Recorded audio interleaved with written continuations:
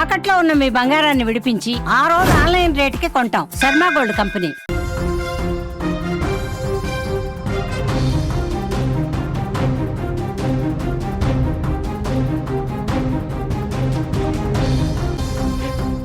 Right, breaking news చూస్తున్నాం. Ahmedabad airport లో భయానక దృశ్యాలు కలవరపెడుతున్నాయి.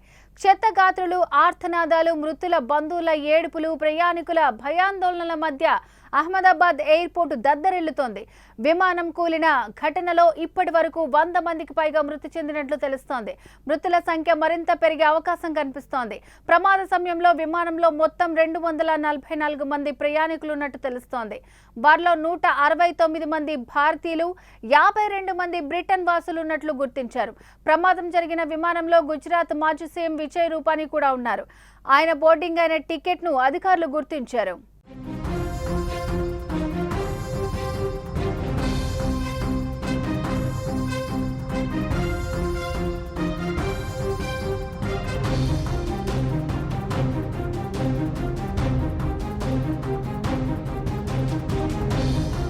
ఎయిర్ ఇండియాకు చెందిన బోయింగ్ 787 విమానం 232 మంది ప్రయాణికులు, 12 మంది సిబ్బందితో సహా మొత్తం 244 మందితో లండన్కు పయనమైంది.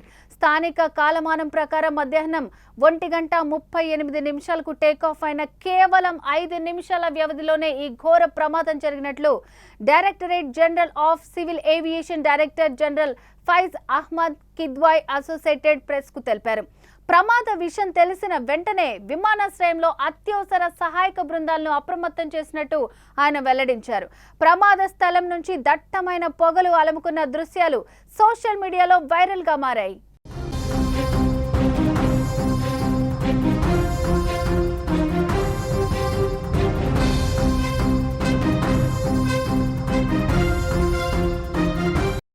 మరోపక్క విమాన ప్రయాణ సమాచారాన్ని అందించే ఫ్లైట్ రాడార్ 24 వెల్లడించిన ప్రాథమిక ఏడిఎస్బి డేటా ప్రకారం AI-171 విమానం గరిష్టంగా 625 అడుగుల బారోమెట్రిక్ ఎత్తుకు చేరుకున్నట్టు తెలిసింది. ఆ తర్వాత హఠాత్తుగా నిమిషానికి 475 అడుగుల వేగంతో కిందకు దిగడం ప్రారంభించిందని సమాచారం.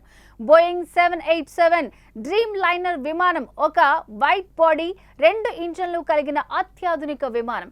ఏవియేషన్ సేఫ్టీ నెట్వర్క్ డేటాబేస్ ప్రకారం బోయింగ్ 787 రకం విమానానికి ప్రపంచ చరిత్రలో ఇదే మొట్టమొదటి ప్రమాదం కావడం గమనార్హం. మరో విమానం ప్రమాదంపై నరేంద్ర మోదీ, ఏపీ సీఎం చంద్రబాబు, ఇతర రాష్ట్రాల సీఎంలు, కేంద్ర మంత్రులు విచారణ వ్యక్తం చేశారు.